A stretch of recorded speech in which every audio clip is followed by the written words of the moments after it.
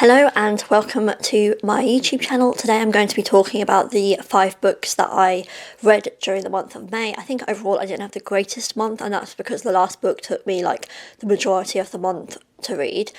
I was thinking I was going to read a lot more in May because I had days off work, there were 2 bank holidays, but yeah, I think life happened, lots of stuff happened, which meant I didn't get as much reading done as I had expected.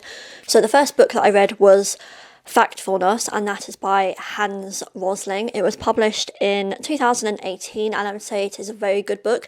It's not the sort of book that you'd pick up and be like, oh, I'll just sit here and read 100 pages, because it's quite heavy going.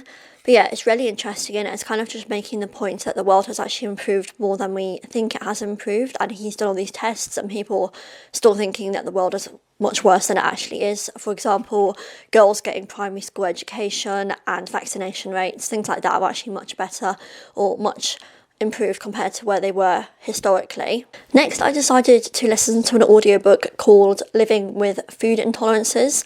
I looked this up on Amazon earlier today and it was only 130 pages, so it was quite a short audiobook.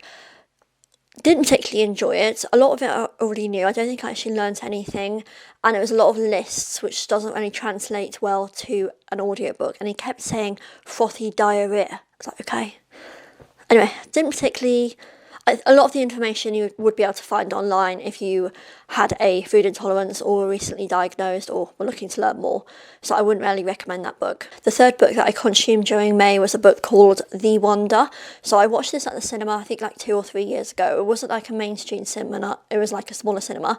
And then it's on Netflix, I watched it a couple of months ago maybe, but anyway, I really wanted to get the book, so I bought the book, and book did not disappoint. I think it's actually the first book this year that I've rated 5 stars. I just really enjoyed it. I have read a book by this author before and I didn't like it. It took me a long time to read.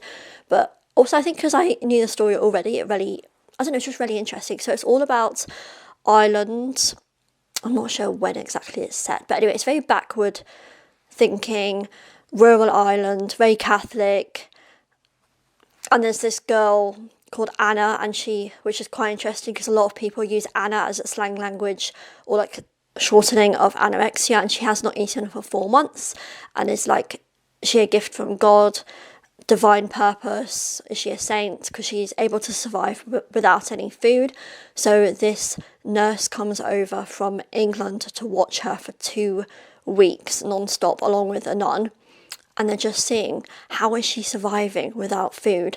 And the people in the local community all want her to be this great saint because she's brought a lot of visitors to the area and money to the area.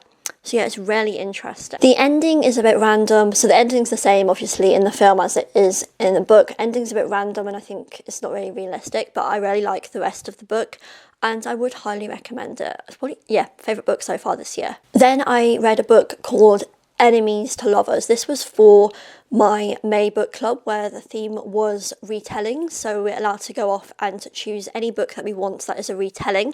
So this is a Pride and Prejudice retelling. It's like a musical adaptation, and this girl called Eden is the understudy for Elizabeth, but Elizabeth's the main female character in Pride and Prejudice. She suddenly goes, which means that this girl called Eden now has to work with the actor called Darcy, and they are enemies, as the book suggests to start with, because he doesn't like that she is poorly educated and she's worked in some weird commercials and things, and he had a better education. But anyway, they do 8 performances a week. Each performance ends in a kiss and they fall in love.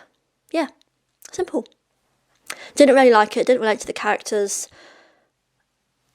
Yeah, I wouldn't really recommend that one, but had to read it for book club. The last book that I read during May was awful. It took me about 3 weeks to get through. It just was not enjoyable at all, but this is like a book that a lot of people I've seen is like talking about. It's always in the airports, and yeah, didn't like the main character. She's this woman in her 40s, not very likeable, going through all the like trials and tribulations, feels jealousy about others, has to live in a house share because her life's falling apart. Strange relationship with her mum and her brother. She writes obituaries, like when a dead a person's died, she writes a bit about them, and she ends up becoming friends with a 80-year-old woman called Cricket, and they go on holiday together, which is a bit like weird. So it is touted as the new Bridget Jones and laugh out loud every page. I did not find the book funny, didn't enjoy it, and I don't understand why it was 500 pages, but I don't know why I read it. Anyway, I got it for Christmas, so I thought maybe it's going to get good, but I did not like that book. Overall, for that book, very long-winded, not gripping plot, would avoid. Anyway, so that's it for this video. If you enjoyed it, please could you give it a thumbs up. I will be coming next month with what I read in June. Hopefully it'll be a better month than this month in terms of quantity of books. Bye.